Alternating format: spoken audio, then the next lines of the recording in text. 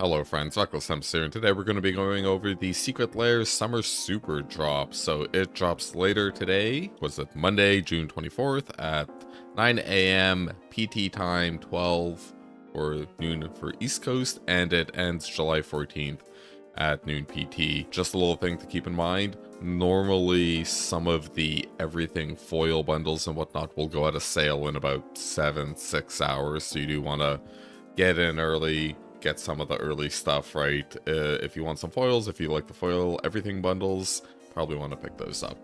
So yeah, today I'm going to be breaking down each secret lair that they've announced and giving us the cards for, and kind of rate them based off the lowest cost versions of each of them you can find out there, and then figure out if they're worth specking on or not for the purposes of money. If you want to buy these secret lairs just because you like them, you don't really need to watch this, but if you want to do some specking, some flipping, continue watching. First up, we have the Assassin's Creed Da Vinci designs. We have Blade of Selves, Conqueror's Flail, Dark Steel Plate, Death Render, it's one word, not two words, and Whisper Silk Cloak. This is $30 American non-foil and $40 for rainbow foil. And if you look at the cheapest versions of these cards you can find on TCG Player, in the regular version, it'll come up to about 26 American. And for lowest foils, it'll come up to about 42 bucks. So in my opinion, I think this is kind of like mid-ish. I wouldn't buy this for specking, but you know, if you really like these kinds of cards, it's a pretty good pickup since you're getting a bit of a deal. You're getting a style upgrade. One thing to keep in mind is Whisper Silk Cloak has an EDH rec of 158,000, so I think that was about like 6% of decks that can play it. So yeah, I don't know. In the end though, I don't think it's quite strong enough to get there, and I'm not super confident about the art style just because I like it. I think it's cool, but normally the things I like don't quite get there in terms of that kind of jazz. Our second secret lair is Assassin's Creed Lethal Legends. It has Nagila the Blade Blossom as someone, Kelson the Plague as Altair, I think that's how you pronounce it, Queen Marchesi as someone, Ramses Assassin Lord as someone, and Admiral Beckett Brass as someone else. So again, $30 for regular, 40 for rainbow foils. And finding the cheapest copies you can find, you know, regular versions, this comes up to 24 bucks, and cheapest for foils is $33.50, 34 bucks. In my opinion, I don't really think this is worth specking on. Like, they're just guys and gals. I don't know, like, obviously Nagila is a very powerful CEDH card, but her EDH rank is rec stat is only 18,000, counting decks she's used as a commander and her card stats. So I don't know, this doesn't quite get there for me. Obviously some people are probably going to pick these up because, you know, one of these people is their favorite character, but like I only played the first one for a bit, and like I think they picked a pretty crappy commander for Altair, so Our third secret lair is Hatsune Miku Digital Sensation. It's got a Diabolic Tutor, a Protocalling, a Child of Alara, Song of Creation, a Soul Ring, and a Thespian Stage. Like before, 30 bucks, 40 for rainbow foil. Looking at the cheapest copies of each of these cards comes up to 12 bucks and 20 for foils. Now, this is where I'm going to deviate from my model a bit, because I do acknowledge, like, you know, cool styles, and the fact that these are all limited print runs, you know, will have something to do with the pricing of these cards. As far as I know, I checked all the soul rings. This is the first Weeb anime soul ring, and this will also be the first Weeb foil anime soul ring. So soul rings have a wide spectrum of prices. They can go pretty low, down to like 5-ish bucks. But they can also go, or 2 bucks, sorry, actually, after some of the follow-on Doctor Who stuff. But they can also hold like 5 bucks, 14 bucks. So we've seen 30s, we've seen 40s. I personally think this is a secret lair worth gambling on if you do think the anime weeb factor actually does move card prices. We have seen it, as long as it's limited prints, right? It's not the basic run. It's like, okay, like with Jumpstart 2, right? We had anime cards, but they were lower drop rates. So I think this is good.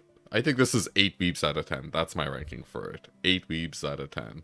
If If you found value in this so far, I'd appreciate it if you assassinated that like button and subscribe button for more Magic, card game, and RPG goodness. And if you'd like to support me further, check out my eBay store, Reckless Tempest, for sweet cards, link to it in the comments. Now, fourth up, we have Prince of Darkness. It has Dictate of Erebos, Fecundity, Mayhem Devil, Moldervine Reclamation, and Prosh Skyraider of Kerr. Cheapest non-foil versions of this you can find out there in the world. $16.50, very low. Sorry, $15. I was looking at the wrong thing. And cheapest foil is kind of interesting. 45 bucks roughly. And that's mostly coming from the Dictate of Erebos, but also OG Proshes are 10 bucks. If you do the copium, like you apply the copium filter, or you filter out the copium from some of those prices, I think this might be like a $5 card, honestly. Like, regular versions of this card are $1. I think the only reason one of these foils is worth money is just due to scarcity, because there's like an etched foil worth $1.50.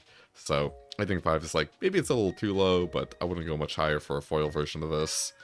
And 27 bucks for Dictate of Erebos. This, I believe, will be the second foil printing of this, so I don't know, I kind of put it more at $20. Like, part of its price seems a little inflated just due to scarcity at the time.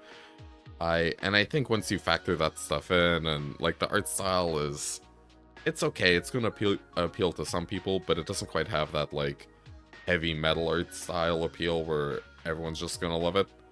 I could be wrong on this. I think this is a pass. I think it's kind of close-ish. If you want to gamble, sure, but I don't think this is worth picking up to spec on. This does not contain 8 beeps out of 10. Our next secret lair is not a wolf. It has no wolves, I promise. It has Averbrook Caretaker, / Hollow Henge Huntmaster, Beastmaster Ascension, Howl of the Night Pack, Second Harvest, Tovalar Dire Overlord as not a wolf, and not a wolf token, but a regular human guy token. Just a normal little guy. Cheapest value of this is 15 bucks. Most of it coming... Wait, sorry, 16.50. 16.50. You know, the Averbrook Caretakers 450, Beastmaster Ascension 450, and the Second Harvest is 450. Though something kind of interesting happens with the foil versions, and that at cheapest gets to 44 bucks, 44.50, coming off Beastmaster Ascension foils being 29, because as far as I can tell, there's only one foil printing from Zendikar. And yeah, the rest are like 5 and 8s as you'd expect. So if you apply the copium, if you strain out the copium, maybe this comes up to 30 bucks. I'm not totally sure, because Beastmaster Ascension does have a 110,000 EDH rec stat at the moment. So this card actually does see play, so a unique kind of meme-y version of it.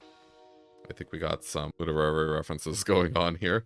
Animal Farm jazz. So yeah, like this might get there. It's not a buy strictly on value, but I think it's a buy on memes. Like, I believe the Jeff Goldblum's Jurassic Park Secret Lairs also got there recently. So yeah, deviation from my model. I think this is funny.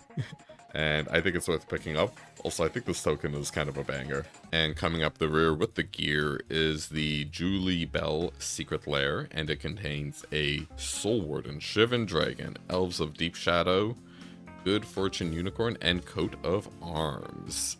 Cheapest copies of this non-foil you can find out there come up to 21 bucks. Not great.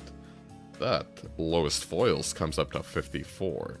Now, 22 of those buckaroos come from Elves of Deep Shadow, since it only has a OG Rav printing with the Rav art, and a FNM promo featuring the Dark art.